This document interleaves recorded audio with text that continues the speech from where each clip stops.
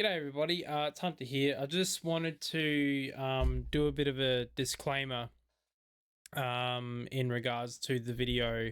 So I just yesterday, so this is the day after I did the recording on fitting the Rhino Rack. So the video quality isn't as good as I was aiming for. Those that watch the podcast are aware that I've just recently purchased a new camera, which is what I'm recording on now. It's the Insta360 Link 2 on the gimbal. The computer that I was using to record on was Ray's simple laptop, and I didn't realize the encoder wasn't going to be up to scratch.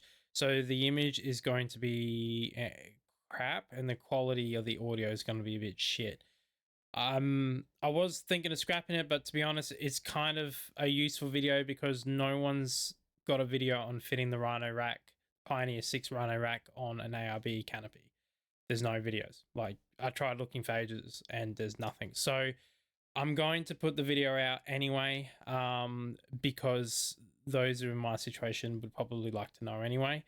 I will edit the fuck out of it and make it as good as I can, but just want to apologize in advance for the quality that it was. In the future, I'll have to buy new hard drives to get the old gaming laptop up and going, which will be able to run the camera a lot better. But it's just not up to scan. It's not up to standard. The laptop I use is just a little portable notepad type thing. I thought it would be able to do it because it's Windows 11. It's got a Intel i7 in it.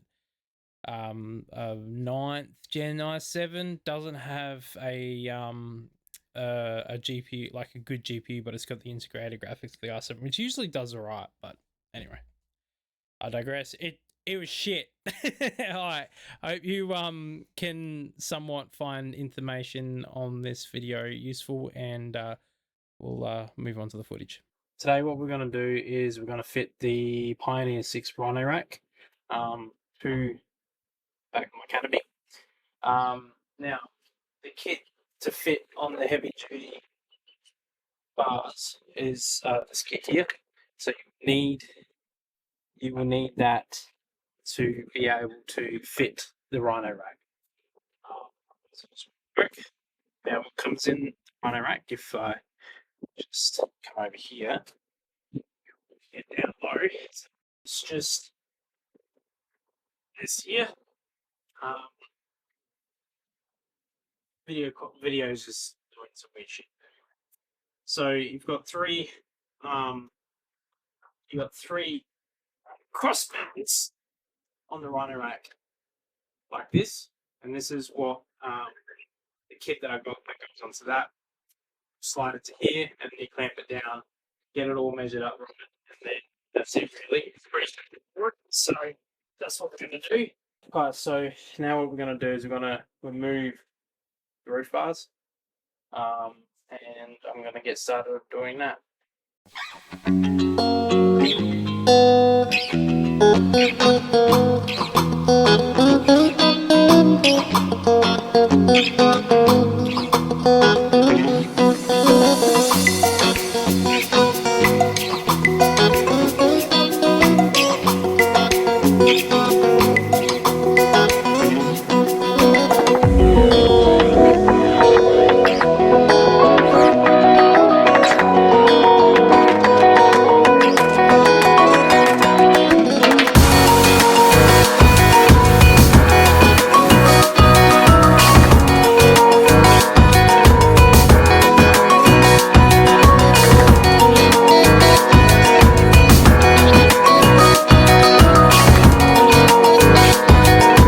Okay, so that one's not rust. That one's actually pretty good neat. So underneath there. So to get the bolt for the fixing out, you actually have to take it off, which is kind of annoying. But anyway, so I'm gonna use this time to give it a big good clean up and spray some anti-seize on it. So we're gonna first things first. I'm gonna have to take everything off my pack out so I can get to it. Okay, so. A little bit of update on what I've just done. So the old bolt that was the mount up there was severely rusted, so I just went out down the hardware store and got a replacement.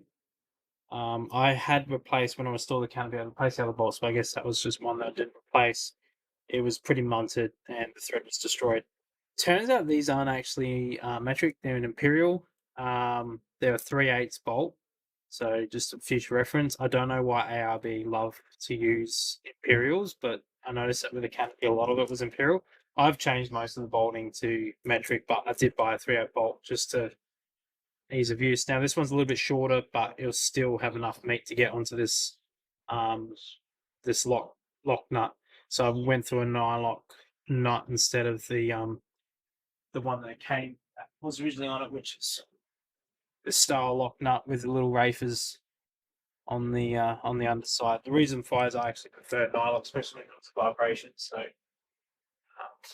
yeah, so I'm actually at the stage of putting the roof rack on and then lining up and then see how we go. So we're going to do that now. I'm not going to record this part because Ray's going to give me a hand with it, and I protect her identity. So we're going to do that now. Oh, hang on. Found a bolt. So as you can see, she is munted. I reckon when I put that back on, she will snap. So I'm going to take the risk. Alright, so we're just going to do that now. Okay, so now that I've measured it all up, I've worked it all. So now I'm basically at the stage of mounting it. So that's what we're going to do now. So I'm just tightening everything down, just in the center brace to make it exactly even space, and I'm talking it all down and making sure it's all good, and then we're going to mount it. Okay, so we've now got it mounted up on the back of the canopy. Alright, so she's mounted all on here nice and tight. Fucking, that was a lot easier. That was a cunt. Definitely advise taking the legs off first. So much easier doing that way. But nah, she's all on there nice and secure. I've taken all the thing off, and yeah, now we've got the Pioneer 6 Rhino Rack on the down of my canopy. So now I can mount an awning and a heap of other accessories if I ever want. Yeah, wasn't too bad. It was just finicky. That's all. It's just finicky, and I was dawdling a lot as well. So you could probably smash this out in probably an hour if you really wanted to. I'm going to call it quits here before the weather gets too bad and the computer gets wet. Just going to tighten it and then build up. That's pretty much how you fit Rhino Rack. So you just line it all up, change out the kit, what you need, and then you just basically bolt it all on. It's pretty straightforward, pretty easy. Hope you have a good day and night depending on the road, and see you next time. Bye.